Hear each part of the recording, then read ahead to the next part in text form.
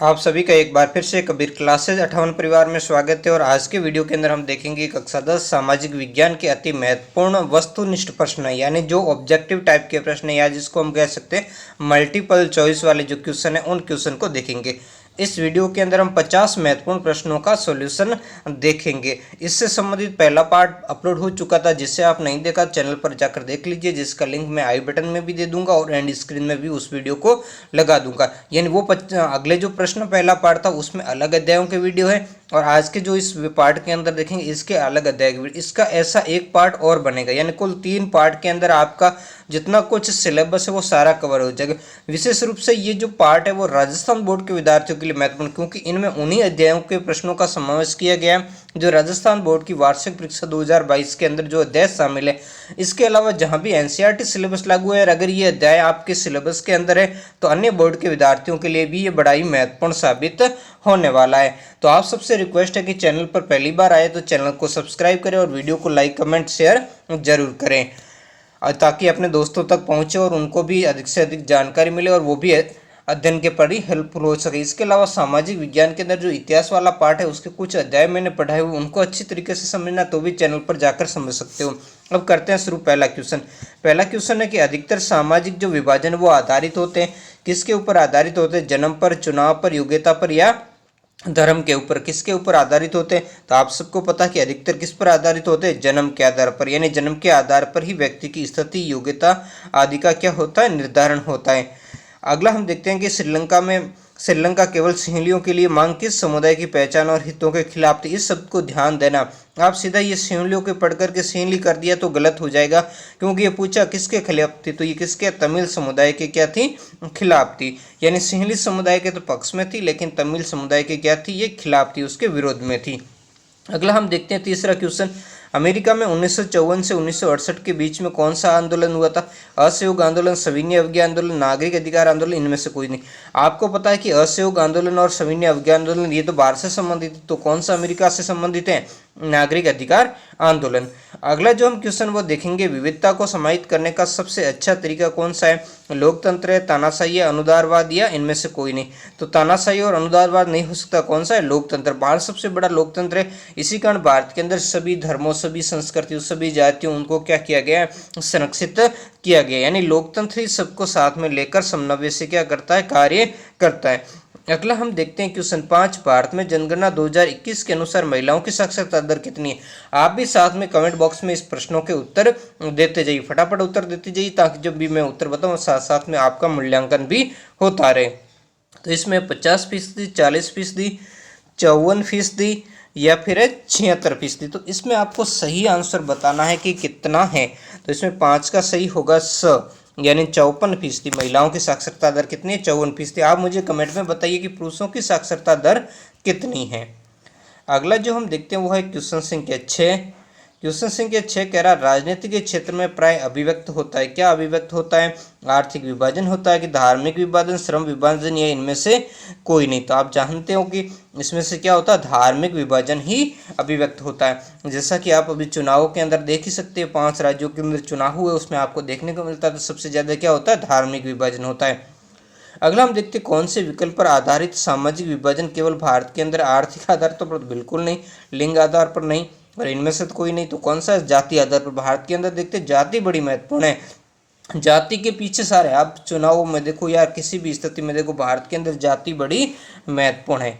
तो अगला हम देखते हैं क्वेश्चन संख्या 8। 1961 के बाद किस समुदाय का हिस्सा मामूली रूप से बढ़ा है? हिंदू, जैन, ईसाई और मुस्लिम। तो 2 होगा इसका मुस्लिम का। यानी अब आज़ादी के बाद लगभग मुसलमानों की जनसंख्या क्या है? लगातार बढ़ती जा रही है।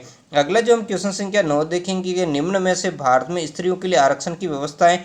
लोकसभा में तो बिल्कुल नहीं है, विधानसभा में बिल्कुल नहीं है। आप देखते कोई कितनी महिलाओं को दिए जा रहे हैं चुनाव? अभी चुनाव हो रहे तो आपको पता है कितनी महिलाओं को उम्मीदवार बनाया जा रहा है, और जबकि मंत्रिमंडल में तो बिल्कुल भी ऐसा नहीं है।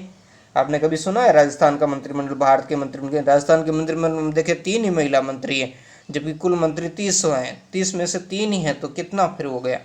तो किसमें है? ये पंचायती राज संस्थाओं में, इनमें महिलाओं के लिए क्या की गई है? आरक्षण की व्यवस्था की गई है। 10वां प्रश्न, सरदार सरोवर बांध किस नदी पर बनाया जा रहा है? नदियां आपके सामने आ चुकी है, ब्रह्मपुत्र नदी है कि नर्मदा नदी है या कृष्णा, या इनमें से कोई नहीं। तो ये कौन सी नदी है? ये नर्मदा नदी के ऊपर है, जिससे आप देखते हो राजस्थान में भी बाड़मेर और जालौर जिलों के अंदर सिंचाई सुविधा और पेयजल सुविधा उपलब्ध करवाई जा रही है। अगला हम 11वां देखेंगे, भारत में सूचना का अधिकार अधिनियम कब पारित हुआ? 2000, 2014, 2005 या 2019। तो इसका सही क्या होगा? 2005 के अंदर। अगला क्वेश्चन देखेंगे 12वां, नेपाल में लोकतंत्र कब कायम हुआ था? 1950 के दशक में, 1970 के दशक में, 1990 के दशक में, 1980 के दशक में। इसका सही होगा 1990 के दशक में। अगला क्वेश्चन संख्या 13 है, 7 पार्टी अलायंस किस देश से संबंधित है? भारत, श्रीलंका, चीन और नेपाल। तो ये किससे संबंधित है? नेपाल से। आप वीडियो को लाइक कमेंट शेयर जरूर करना, अधिक से अधिक अपने दोस्तों तक पहुंचाना, ताकि वो भी इस वीडियो से लाभान्वित हो सके। निम्न में से जो वर्ग विशेष के हित समूह का उदाहरण नहीं है? मजदूर संगठन, तो बिल्कुल ये मजदूरों से ही संबंधित है। और व्यवसाय संगठन, तो व्यवसायी लोगों से, पेशेवर लोगों से संबंधित। तो कौन सा इसका सही होगा?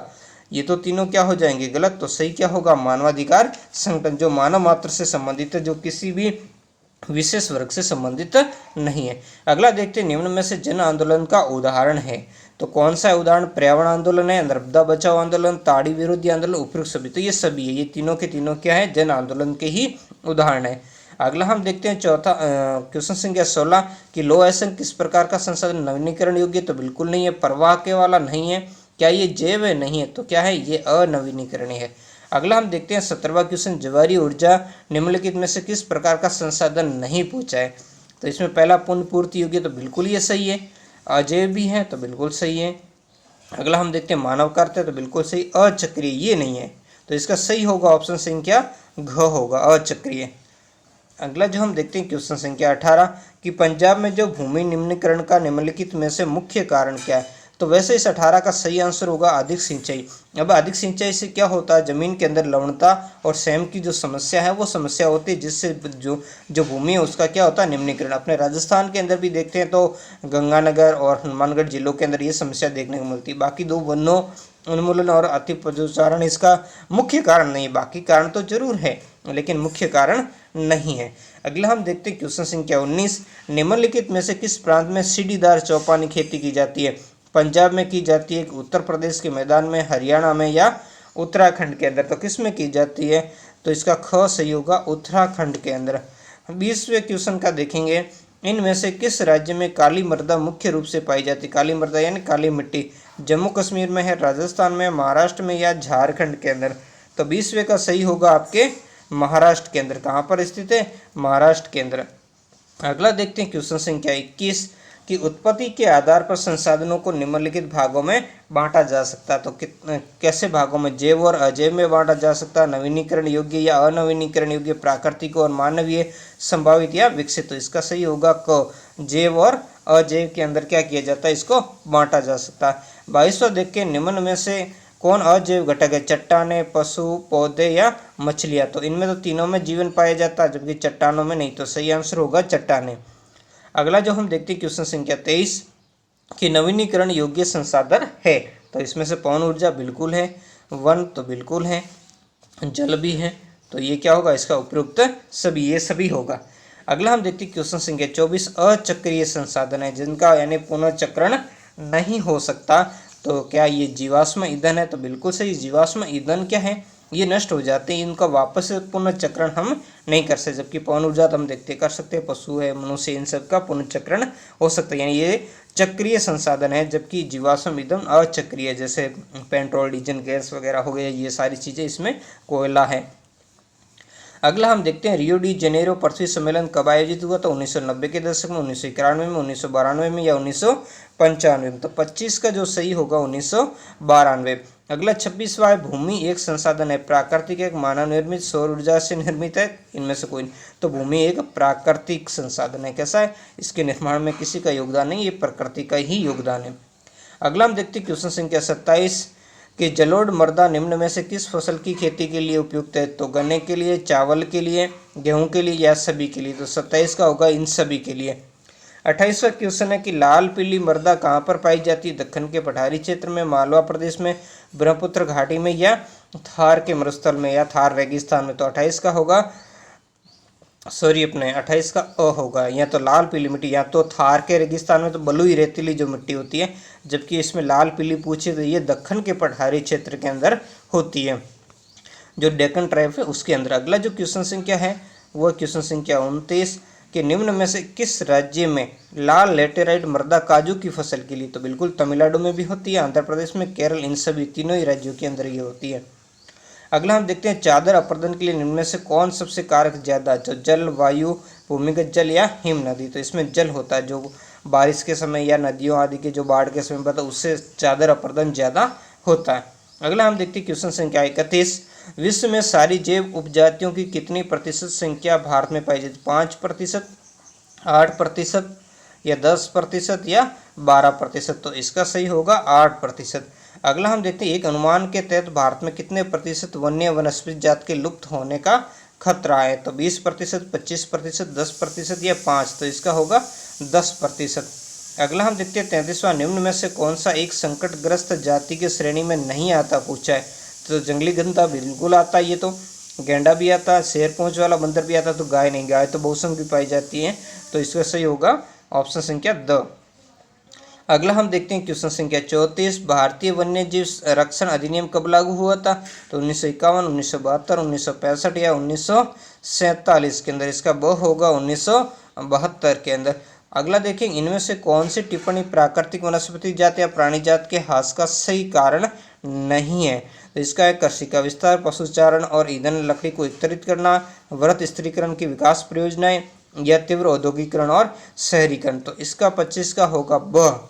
कौन सा नहीं पूछा? तो पशुचारण और ईंधन लकड़ी एकत्रित करने से इनका नष्ट नहीं होता, बाकी कृषि के विस्तार से ही इसका ह्रास होता है, वृहत स्त्री विकास परियोजना से ह्रास होता है, तीव्र औद्योगिकरण और शहरीकरण से भी इसका ह्रास होता है। अगला हम देखते हैं क्वेश्चन संख्या 36 है कि सरिस्का बाग है जो राजस्थान के किस जिले में? अलवर, कोटा, जयपुर या सवाई माधोपुर? तो ये अलवर जिले के अंदर अवस्थित है। क्वेश्चन संख्या हम देखते हैं 37 कि हिमालयन यव यानी लमू क्या है? एक समुद्री जीव है, एक औषधीय पौधा है, एक जंगली जंतु, इनमें से कोई नहीं? तो ये क्या है? एक औषधीय पौधा है। अगला हम देखते हैं 38वां, वन विभाग के अनुसार वनों के प्रकार है आरक्षित वन, रक्षित वन, अवर्गीकरण या उपयुक्त सभी? तो इसमें सभी आई, सॉरी अपने इसमें किस वन विभाग के अनुसार वनों का प्रकार पूछा है। तो वन विभाग के अनुसार जो वनों के प्रकार, वैसे तो देखो उपयुक्त यहाँ पर सभी ये वनों के ही प्रकार हैं, लेकिन जो वन विभाग जिसको मानता वो है आरक्षित वन, इसके अंदर शामिल है। वन विभाग के अनुसार वनों का प्रकार वो आरक्षित वन के अंदर मानता, बाकी तो इसमें तीनों ही प्रकार के वन क्या हैं? सम्मिलित हैं। अगला जो हम देखते हैं क्वेश्चन संख्या 39, इनमें से किस से बांधों को आधुनिक भारत का या आधुनिक भारत के मंदिर का? जवाहरलाल नेहरू, सुभाष चंद्र बोस, सरदार पटेल या महात्मा गांधी? तो इसमें है जवाहरलाल नेहरू के अंदर। 40वां, निम्न में से किस नदी को बंगाल का शोक के नाम से जाना जाता? कृष्णा नदी, दामोदर नदी, माई नदी या यमुना नदी? तो इसमें होगा दामोदर नदी। अगला हम देखते हैं क्वेश्चन संख्या 41, राजस्थान में वर्षा जल संग्रहण को कहा जाता है? क्या कहा जाता है? गुल कहा जाता है, कुल, टाँका या बाँस? तो इसमें टाँका कहा जाता है। अगला 42वां देखेंगे, निम्नलिखित में से किस नदी पर टिहरी बांध बनाया गया? तो टिहरी बांध किस नदी पर बनाया गया आपके? तो इसका अ सही होगा भागीरथी नदी पर। अगला हम देखते हैं 43वां क्वेश्चन, विश्व में जल के आयतन का हिस्सा कितना भाग अलवणीय है यानी पीने योग्य है? जो कितना है? 2.5% है। अगला जो क्वेश्चन हम देखते हैं 44वां की पहाड़ी और पर्वतीय क्षेत्रों में वर्षा जल संग्रहण के लिए निम्नलिखित में से कौन सी विधि अपनाई जाती है? जोहड़, ये तो रेगिस्तानी राजस्थान वाले क्षेत्र में, जलवायु का है, खादीप, गुल या कुल? तो इसका जो सही आंसर होगा वो है गुल या कुल। अगला हम देखते हैं क्वेश्चन संख्या 45, नागार्जुन सागर बांध किस नदी पर अवस्थित है? चेनाब, महानदी, कृष्णा या सतलज पर? तो 45 का सही है कृष्णा नदी पर। 46वां क्वेश्चन, निम्न में से कौन सी परियोजना राजस्थान और मध्य प्रदेश की संयुक्त परियोजना है? तो इसका है चंबल घाटी परियोजना। अगला हम देखते हैं क्वेश्चन संख्या 47 कि धरातलीय जल का कितना प्रतिशत भाग खारे जल का है? तो 90% भाग है, 60% भाग है, या 70% या 97? तो इसका सही होगा 90%, सॉरी अपने इसका होगा 97। अभी हमने देखा ना 97% भाग तो खारे जल का है, लेकिन बाकी 3%, 3 से भी कम है, 2.5% जो ऊपर वाले प्रश्न के अंदर हमने देखा था वो भाग क्या है? वो है खारे जल का। अगला हम देखेंगे जयपुर शहर को किस परियोजना से पेयजल की आपूर्ति, चंबल घाटी, इंदिरा घाटी, बीसलपुर या भाखड़ा नागल। तो बीसलपुर परियोजना से इसको क्या होती है, जल की सप्लाई होती है। जो अगला क्वेश्चन संख्या 49 है वो देखेंगे, राजस्थान में परंपरागत जल संरक्षण के रूप में बेरिया या छोटी कुई किस जिले में, तो जयपुर, अजमेर, कोटा, बूंदी, चित्तौड़गढ़, भीलवाड़ा या बाड़मेर जैसे। तो ये रेगिस्तानी क्षेत्र बाड़मेर और जैसलमेर में। अंतिम क्वेश्चन देखेंगे, निम्न में से कौन सी रोपण फसल नहीं, चाय, गन्ना, चावल या रबड़। तो इसमें से होगा चावल। अगले 50 प्रश्न का वीडियो भी मैं जल्दी लेकर आऊँगा, लेकिन इसके लिए आपके कमेंट्स महत्वपूर्ण। अगर आप ज़्यादा कमेंट करके बताओगे तो मैं जल्दी ही उस वीडियो को लेकर आऊँगा। तो आज के वीडियो में इतना ही, मिलते हैं नेक्स्ट वीडियो में नए टॉपिक के साथ। धन्यवाद।